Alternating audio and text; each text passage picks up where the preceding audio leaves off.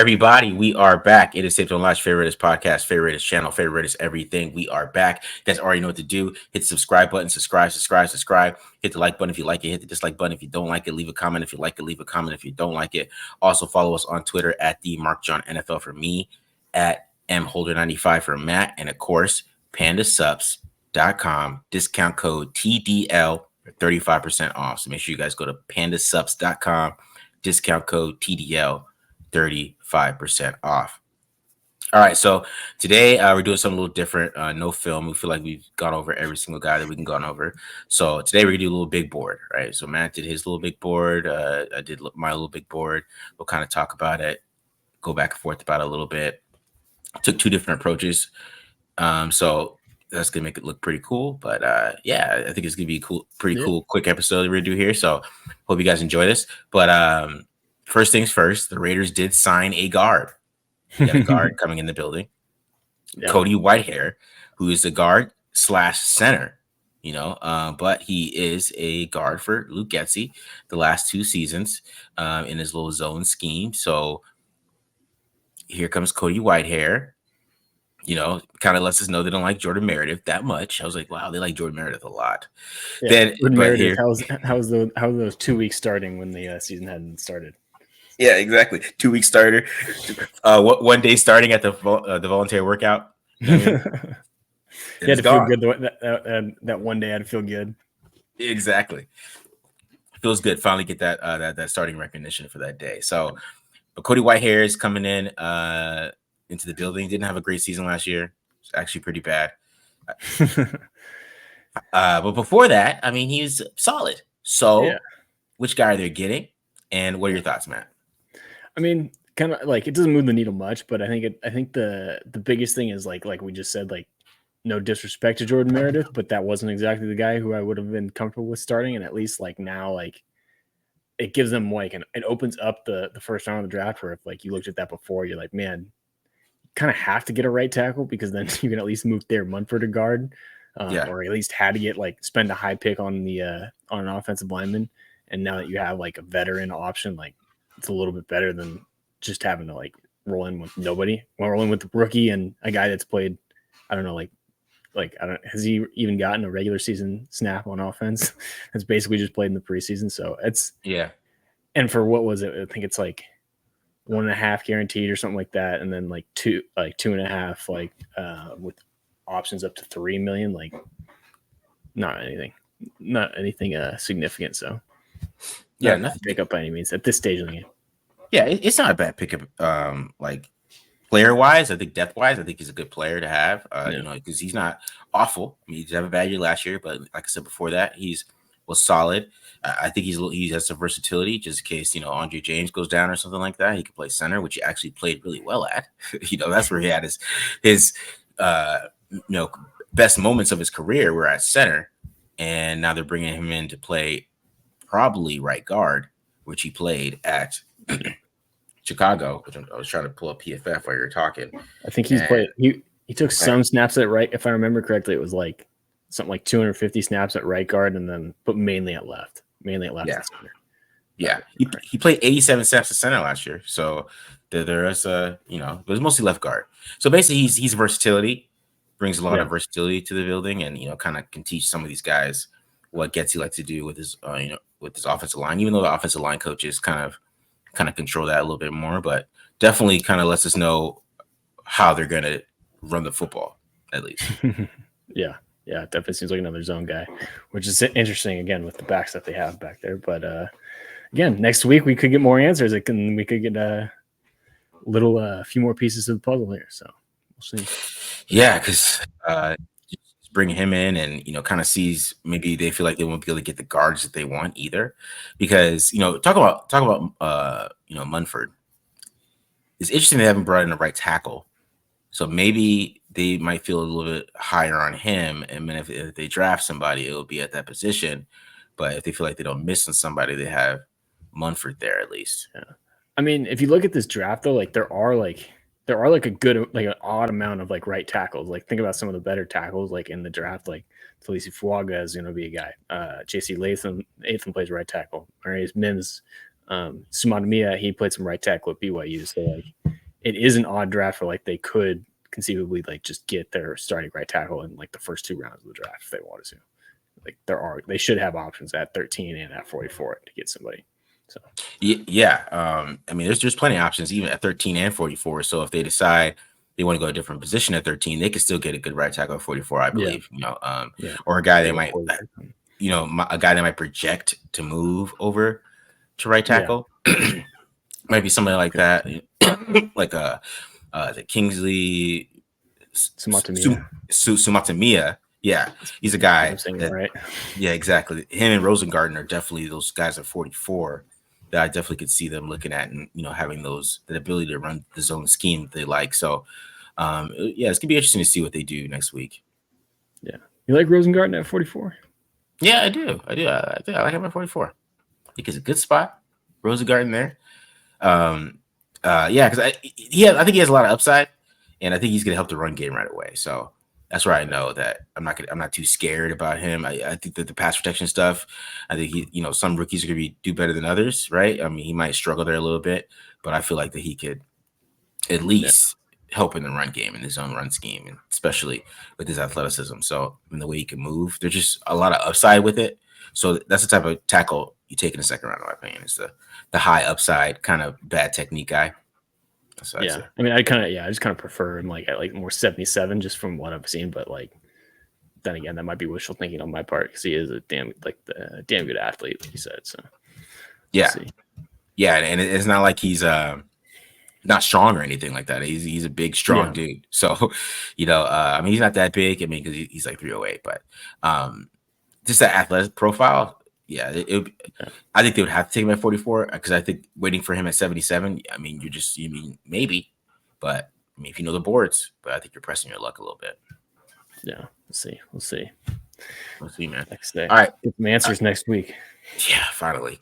It's been a long process. Really get this over with. Have the Raiders fans yell at the TV and all that stuff because it's gonna be interesting. Your first time with Tom Telesco. So what we're doing today is we're doing some big boards, like I said earlier.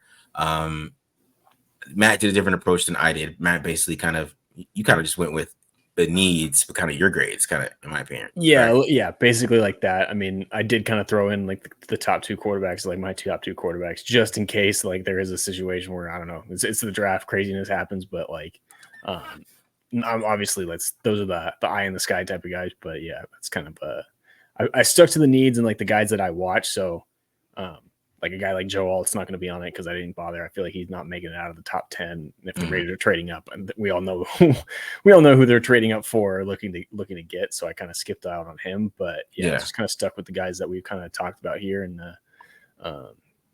like I said, who we've watched, and it kind of fits what the Raiders might be looking for. Yeah.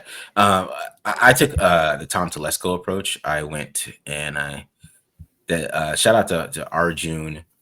He has that database. So I kind of use his database, and I had some interesting findings. So I think this would be a cool top 20, kind of the both ways of looking at it. Cause I agree with most of your grades anyways. So it's kind of how I feel. That's why I looked at it, and I was like, I kind of feel that way too for most of it. But Telesco, what I learned, and actually I'll shout out to Steve Haglund too, because I asked him a question too. Telesco does not go away from his measurements profile. Oh yeah, the profiles and measurements. Like, he is the same guy. Like, I mean, I think you brought this up last episode, how he's drafted the same corner, basically. Yeah. It's basically like his corners are basically, he does not care about size. Like I said, his highest drafted corner is Jason Verrett, who's sub 5'10", but he likes speed and he likes like high RAS, was the comment. Like, there's one guy, which was Desmond King, who, if you remember, at Iowa was a safety and converted to nickel. That was the one guy who was kind of the outlier. That was a little bit bigger, and I think he was still under 6 feet and just wasn't like as fast. Like, that's the one outlier. So yeah, he does not care about size at corner, and just wants athletes, basically athletes and good ball skills. That's what it'll take. Yeah, because I think Verrett is 5'9", 180 something. Asante Samuel's 5'10", 180 something. Another DB they drafted, I forgot his name. I looked it up. I was looking at some of these guys. Another one, he was about 5'11", 189, Yeah. and they all ran under 4.47s. So yeah, sounds about right. Yeah. Yeah. So that was a key for me. I was like, okay, so that's what kind of corners you like, and even like I went to the defensive tackles because I wanted to put some defensive tackles on here, and I got some interesting thoughts on that. That before we get into it real quick, but I won't take too long on this. But they might like Newton over Murphy, which I think is going to be pretty interesting. So, interesting. Yeah, I know, right? A lot of Raider fans could love that, but it's just something that they might like there. So, all right, Matt, let's get into your top 20 first. All right, so we got Caleb Williams, Drake May, which people really yell at you about that, man, having Drake May and Jay Daniels far away. Yeah, but yeah. JC Latham, which I really like him a lot. Talisi Fuaga, all right. Terrion Arnold, Jaden Daniels, JJ McCarthy, Byron Murphy, Nate Wiggins, Troy Fatanu. So let's just talk about your top 10 because I feel like this. You did the same thing I did, which was like kind of first round, second round. So yeah, pretty much. So I mean, I think you probably think Olu's a first rounder, so we'll go to 11. Olu Fashanu, right? So what do you think about these guys, and why do you have them ranked the way you do? Yeah, I mean, I'll start at the top with the QB controversy we got. I mean, yeah, for me, like, I don't know, I kind of hinted at this a while. I've been really big on the Drake May hype for pretty much since the summer. I know he's got obviously some issues. I've kind of trusted in the arm talent a little bit. I'm hoping obviously he can clean up the footwork and get a little more comfortable in the pocket with more experience. And then for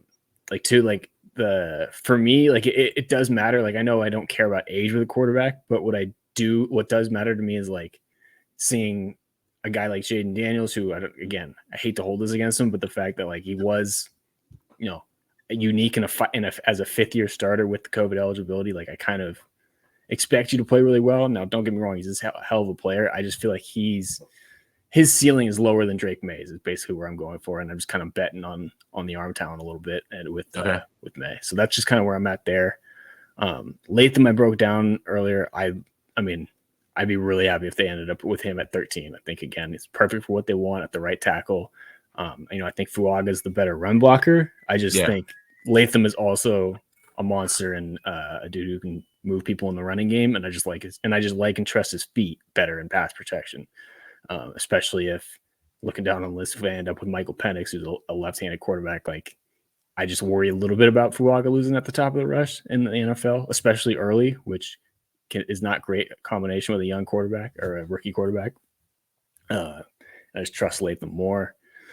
Terrion, I think I talked about him a lot too. I'm a big fan of him. I guess I got the Bama bias going on at the top of the board. But yeah, physical dude in the run game. Love what he brings to the table. And Daniels, kind of talked about him again. I like the guy. I think he can be a good player. I'm not as hot as other people seem to be. I think, to me, I feel like his ceiling is RG3, which RG3 was a good player, and then who knows what he could have been with the injuries, but I just don't know how much I'm like buying into him a little bit. McCarthy, similar thoughts as May, but kind of just, I don't know, I just trust Drake May a little bit more. I can't have some great explanation for that one. It's more of like there's more unknown to me with JJ. I think not reading the field worries me a little bit about his development. That's my biggest holdup. Plus, I don't know how realistic he's going to be. I feel like he's destined to be a Viking. Yeah. And then Murphy, I know obviously that'd be a luxury pick at 13. I just kind of threw him in there just in case, but this dude I've been high on for a while, and I really enjoyed watching this past year. Good pass rusher. I think can do some stuff against the run too. Wiggins, I mean, he's my cornerback too. Again, I think we talked about him a lot too, like tall and can run, which I'll take a little bit. I mean, again, maybe he's too tall for Tom Telesco now that we uncovered what he likes about with his height at quarterback, but good ball skills. I think good high football IQ. Is just a matter of putting some weight on him, and that's the biggest thing that I'm worried about with him is like, is he going to be the dominant shutdown corner that you want him to be as a rookie? And I just trust Terrion a little bit more to be in that spot, even though Wiggins has a little bit more more size and speed, or more height and speed, I should say. Okay. Yeah. So yeah, I am with you on Latham. I think Latham is definitely a stud. I really feel like he's a stud type of player, and I think he's gonna be better than a lot of people think he is. I see him get knocked a little bit. People kind of surprised he didn't do like his drills and stuff like that. I didn't think he had to, because I thought his film was good enough where there's a lot of teams. I mean, I'm still calling my shot with the Chargers there. They shocked the world and take JC Latham, and I can't wait to see how people get mad at it at first, and then they love Jim Harbaugh and they talk themselves into it. So it's gonna be great to see that. Daniels and May. I like Daniels more than May, just because, like I said, I always feel like Daniels is a safer player. I think that that's fair. I think that with Daniels, I just think his film this year is hard to pick holes in. So I think a lot of people are kind of using like some things from like his previous years to kind of knock him a little bit. But I still think, like, even if you look at Joe Burrow, right? I think Joe Burrow kind of had the same fifth year type of thing that Jaden Daniels had. I mean, if you keep it real, he did, right? I mean, Burrow was a little bit better. And, I think Burrow played more of a West Coast offense. He had Joe Brady. And I mean, he still had the studs around him too. So, Jaden Daniels isn't Joe Burrow. I'm not saying that, because Joe Burrow had like great pocket presence. He just took sacks because he liked to make plays. But his pocket presence is like amazing. Like his pocket movement's amazing. He just didn't like it. I don't know what he just thought I don't know. I'm not getting into that. But Jaden Daniels is different that way. But I still think there's some safeness, and I kind of know what he's going to be. That's kind of my thing. Like I know you, and maybe that's why people are nitpicking so much, because I can tell what you're going to be. But the other guys, I like it. I like Fatinu. I don't know if I've had more of Fatinu like altogether, but my logic with that is basically I just trust Fatinu better to switch to the right side. Like if I was making like a straight up big board, like I would have Fatinu ahead of Fatinu. It was just a matter of I just trust Fatinu a little bit more in the running game, and I trust him to be able to hold down the right tackle spot than I would Fatinu. And I mean, you could flip those guys for me. That's why I have them next to each other. But that was more of like less of a player for player and more of a what the Raiders could use kind of deal. If that makes sense. Okay. For me. Cool. All right. So you got Newton, Kool-Aid, Penix, Quinyon Mitchell, Amarius Mims, Cooper DeJean, Graham Barton, Bo Nix, and Kingsley Suomatia. I probably said that wrong, but I think that was actually right. Oh, I think you nailed it. I got it, man. So what about these last ones here? Yeah, I mean, with Kool-Aid, I think like we both talked about it. Like, I feel like people, it does seem like in this class, like, and I think like Jared Verse kind of falls in this category a little bit too, to get a little off topic of like the guys that we were high on in the summer. Like, I feel like people just got bored of watching them. Like, I know Kool-Aid didn't put up the like ball skills numbers that you would have liked. Or that he did the year before, but that's also, again, I think I talked about this too. People stopped throwing to him. Like his targets got cut in half, and Carrion Arnold actually got more the lion's share of the targets most of the time. So that's why I'm big on him. He's still, for me, I would rather them trade back, especially since his stock does seem to be lower. Who knows if that happens on draft day? And then I have him over Quinyon. I kind of talked about that before. We both talked about that. Like Quinyon, it just. I almost wish I didn't watch the tape, because I love the guy like from the Senior Bowl and the Combine, and then I watch his tape. I'm like, who is this guy? Like I'm like checking the number. I'm like, is this the same guy that I watched that dominated the Senior Bowl and like be really good in press coverage, and then now he's just sitting in zone and driving on routes and struggling against Illinois. So that's kind of where I'm at with him. Of like, I'm not as sold on him at 13 as I was 2 months ago, which kind of sad. What made me was kind of sad and whatnot, but. Mims talked about him too. I like him as an idea. He just worries me, with part of it being his inexperience, and I just would worry if he was the starting right tackle week 1, just because, again, I don't know exactly if I trust him 100%. That's why he's a little bit lower. But again, dude was created in a lab play O-line. DeJean, again, another guy, trade back option, that hell of an athlete. At worst case, you get a good safety and a good return guy. Barton, I remember when you did him too, like another guy that I think you could play at right guard, maybe right tackle.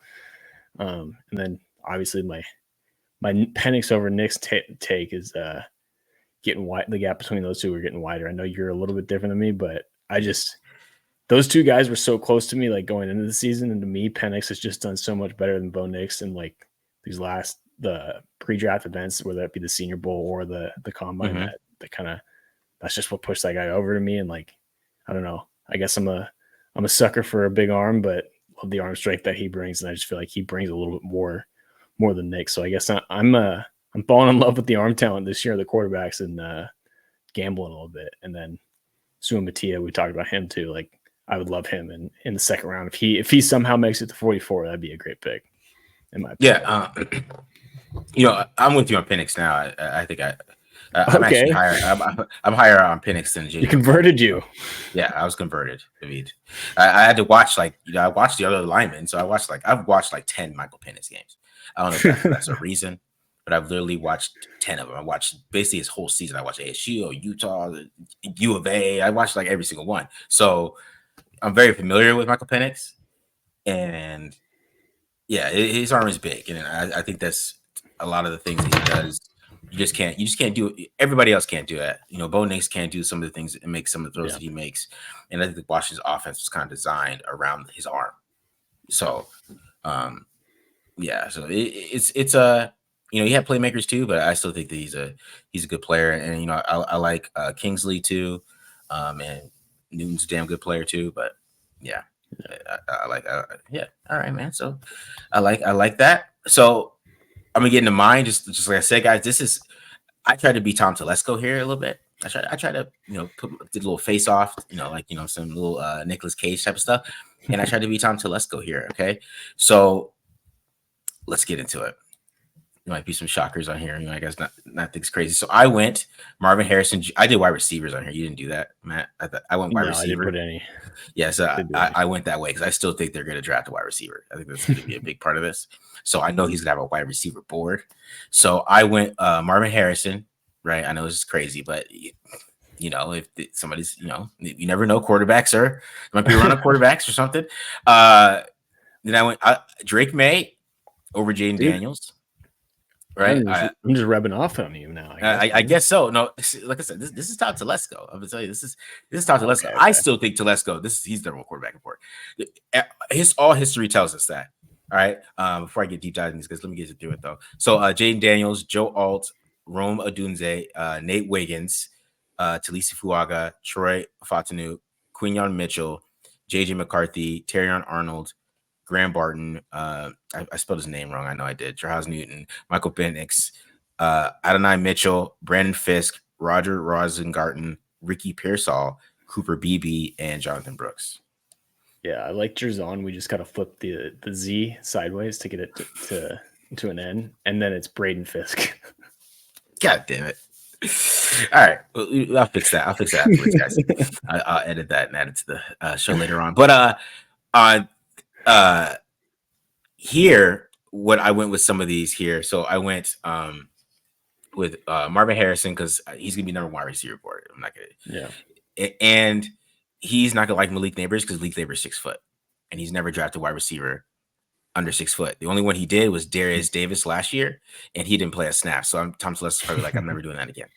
All right, Drake May at 2 as this top quarterback, and why I went with Drake May is, like I said, this is just history. Okay, he's never drafted a quarterback that is under 217 pounds. Okay, and that isn't no. The only one is Max Duggan, but he was like pick number like 7th round, something like that, right? Or whatever, right? So I went with Drake May, but I put Jay Daniels right after him because AP would fight if Jay Daniels was available. He didn't take him, so him and AP would fight. I know that would happen. Right. But if Drake May falls, guys, and like all these things are talk about Drake May, and the Patriots just get crazy and they just take Marvin Harrison, which I think is a possibility, guys. I saw the Cardinals take Larry Fitzgerald over Ben Roethlisberger and Phillip Rivers just 20 years ago. I saw Steve Palazzo post that. I was like, that was kind of stupid by the Cardinals, but that's fine. Larry Fitzgerald's Hall of Famer, right? It's not a bad pick, but man, they had Anquan Bolden, but all right. It's just NFL. These teams think they're smart. So Joe Alt, would be his number one tackle. If Joe Alt even just slipped, that would be something Telesco would jump all over. Roma Dunze is a wide receiver he would love. Nate Wiggins is why the number one corner on the board, just because the main thing is he's under 190 pounds and he runs a 4.3, right? 4.28 or something like that. Gotcha. So I'm thinking like if he's going to go based on who the first round guys and he's not going to reach on somebody like Mike Sanistril or something, he would take Nate Wiggins, number one. That he's the guy that has the profile. He's the guy who has everything else. He's just too tall. Yeah. And I think he might ignore that for Nate Wiggins. So I think Nate, when he's a wild card at 13, I may shock everybody. He's a wild card at 13. Nate Wiggins, I wouldn't be mad at that. AP might be mad at that when he tries to tackle. Let me get to the rest. Let me get the rest of these top 10 guys at my top 11. So Talisi Fuaga, I think he'll be the probably number one tackle after Joe Alt, and then Fatanu, and then it would be Quinyon Mitchell, because Quinyon Mitchell, I think he's about 6 foot 189, 190, but he has the profile there. So, and then I went JJ McCarthy. I think he's gonna like JJ too. JJ weighed in at 219. I don't know if he plays that way, but he weighed in at 219, and he has a lot of the pedigree and the height that Telesco likes when he drafts quarterback. And then Terrion Arnold. I just put Arnold here because he just wouldn't pass up Arnold, right? I know he runs a 4.5. Yeah. But, that's what I put Arnold there. But my top 11, go ahead, Matt. No, I do like the obviously like the Drake May. I think Marvin Harrison Jr. like that would be, that'd be awesome, but I have a hard time seeing that one happen. I think the better, I like your scenario where like the Patriots do go with Harrison, and then maybe Drake May starts sliding, and that's where they end up making the move. Because I do feel like you could tell me, and I'm not saying this is a great comp or this is what the Drake May is going to be. You could sell to me that Drake May is a Justin Herbert type of player. And obviously we know Telesco drafted Herbert. And like you said, I think Telesco's a guy that's probably, especially his second time around, he's like, you know what, this mold of these big quarterbacks who can move a little bit and have big arms has really worked for me. So why the hell would I try and screw that up? Thinking about Herbert and Andrew Luck. So I could see that if he starts sliding at the Raiders, end up making a move for him. Which again, I'd be stoked about if it did come and happen. Wiggins is I just like Terrion Arnold more, but I guess if Wiggins was the pick at 13, I wouldn't hate it. I'd like it. I'd like to see him be a little bit bigger, like I talked about. But again, he's got a frame you can put size on him. If you tell me a guy that runs sub 4.3 needs to put size on, I can live with that. You know what I mean? Even if he gets a little bit slower and he still runs mid 4.3, that'll work in the NFL. And he has the ball skills, just like you said. The only issue is that he's too tall, which I don't know if that's necessarily would be a real legit problem. I'm curious. You got all the tackles, but JC on here, was that just you just miss him, or he's too big? He's too big. Gotcha. What are the guardrails for tackles then? So if you take out DJ Fluker, which he's drafted 5 tackles since then, and he's never drafted a guy who's over 330 cents. It's about 308. That's the average weight for the tackle he's drafted. So that's why the Fatunu's Fuagas. If you go based on height, Fuaga's only 320. So if he's 6'5", 320. So he's kind of lean. Same with Fatunu. Fatunu's only 317. So who knows what he played at? And when I get deeper into some other tackles, that's kind of where I went with that a little bit. So it's funny now that you say that kind of reminded me. I remember I dove into his tackle history too, and a lot he seems to like guys that can play that tackle guard combo. If you think about it, even Rashawn Slater, who yes, he played left tackle at Northwestern. There was talk about him moving into guard. And the other thing is, I don't think Telesco was that concerned about arm length. I think a lot of the guys outside of DJ Fluker, might have had 50% at the top and the 50% measurement, or 50%, 50th percentile. There we go. There's the word I'm finally looking for in that metric. And that was part of the reason why Slater was considered a potential guard, because he had the shorter arms. So I could see a guy like especially like Fontenot, who can play multiple spots. Fuaga, who again, like you talked about, or we've talked about in the past, might be a guard too. So I could see them prioritizing someone like that. I don't know. I just like you were talking about JC Latham going to the Chargers. I kind of see Fuaga being the guy to the Chargers that Harbaugh would love, because he just is so damn good in the running game. And you know, Yeah. Harbaugh loves to pound the rock. But yeah, it's interesting. And then Mitchell fits the profile to the T. Great ball skills. Ran 4.3, not that big either. So that fits the profile too. And then we like most of it.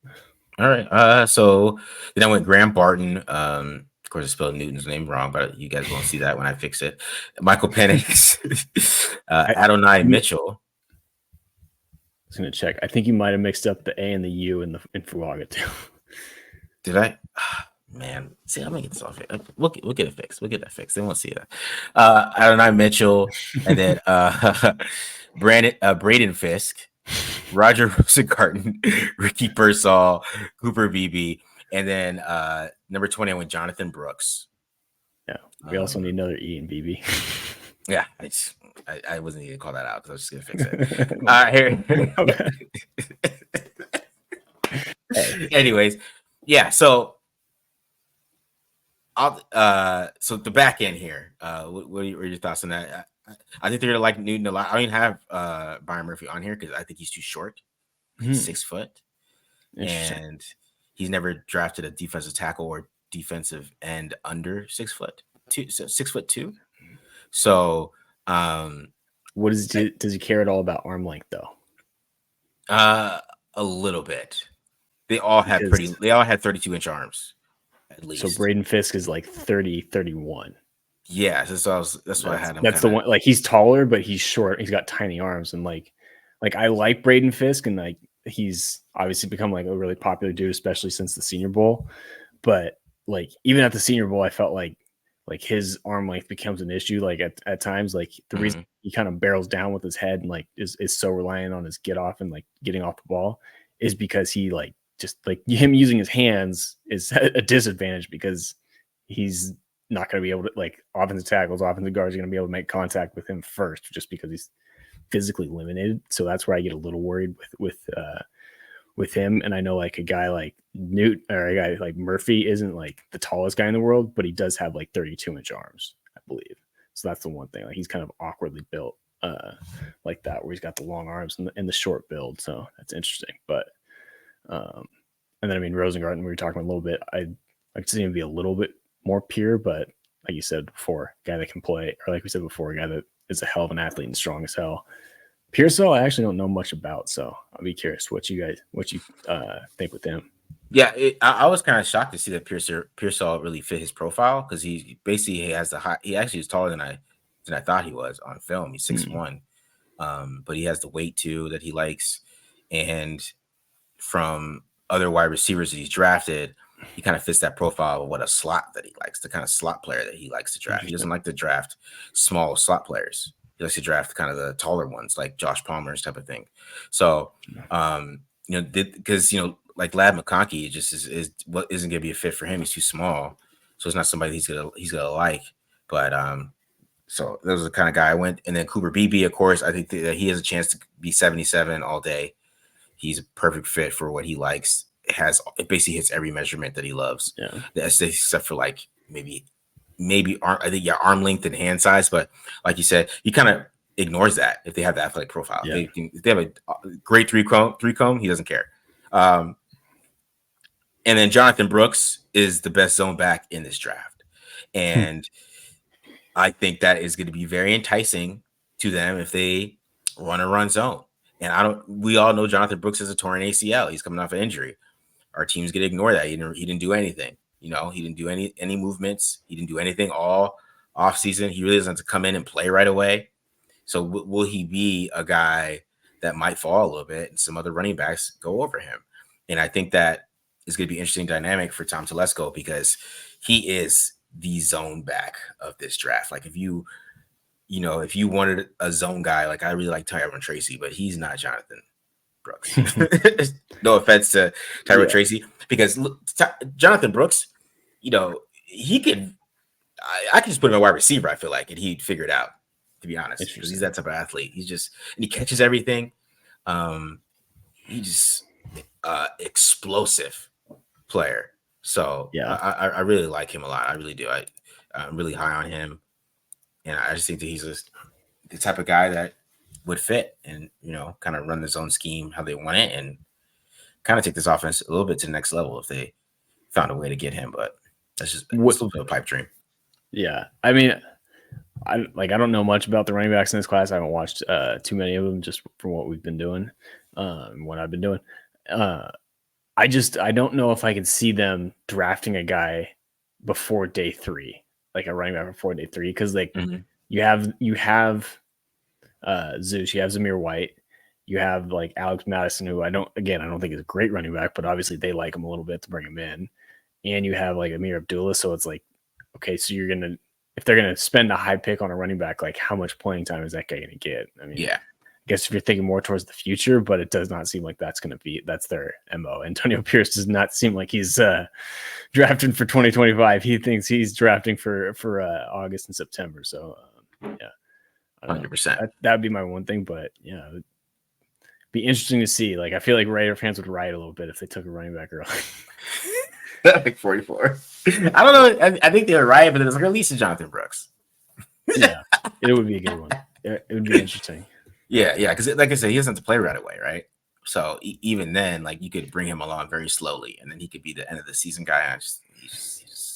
He's a monster, dude. So, all right, guys. So that's our big board. I hope you guys enjoyed this episode. Kind of, did 2 different dynamics. You guys tell us what you like, what you don't like in the comments. You can, like I said, you can yell at us, tell us if you're stupid, tell us your big board's better.